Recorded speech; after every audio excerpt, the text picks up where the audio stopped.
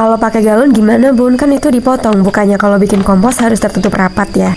Proses pembuatan kompos itu tidak selalu harus tertutup rapat bunda, karena prosesnya ada dua metode, yaitu aerob dan anaerob. Perbedaannya ada di butuh udara atau tidak. Kalau pakai galon atau ember yang dipotong seperti aku ini, namanya kompos aerob. Metode ini butuh udara, jadi tidak boleh ditutup rapat, cukup ditutup longgar. Bisa pakai tutup galon, kain atau karung. Tujuannya supaya oksigen tetap masuk, tapi sampah tetap aman dari air hujan. Dan bagian pinggir galon atau embernya juga boleh dikasih lubang agar kompos lebih cepat matang. Metode ini butuh udara, jadi tidak boleh ditutup rapat ya. Cukup ditutup longgar aja. Kenapa nggak ditutup rapat? Karena bakteri aerob itu butuh oksigen supaya bisa mengurai sampah organik. Kalau ditutup rapat, malah bisa bau dan prosesnya jadi lambat. Jadi kompos aerob yang benar itu nggak bau busuk, baunya kayak tanah. Dan dalam prosesnya sesekali perlu diaduk. Nah, kalau kompos anaerob itu kebalikannya. Wadah harus tertutup rapat dan tidak perlu diaduk. Prosesnya mengandalkan bakteri anaerob. Kenapa harus rapat? Karena bakteri anaerob justru mati kalau kena oksigen. Makanya wadah harus kedap udara. Tidak dibuka-buka, tidak perlu diaduk. Metode ini tanpa udara dan bisa menghasilkan air lindi resapan alami atau pupuk cair alami. Dan metode pembuatan kompos anaerob ini membutuhkan waktu lama ketimbang metode aerob. Mau tertutup atau terbuka, nggak ada yang salah. Tinggal pilih sesuai kebutuhan dan kondisi di rumah aja bun. Yang penting sampah organiknya nggak dibuang, tapi diolah jadi kompos.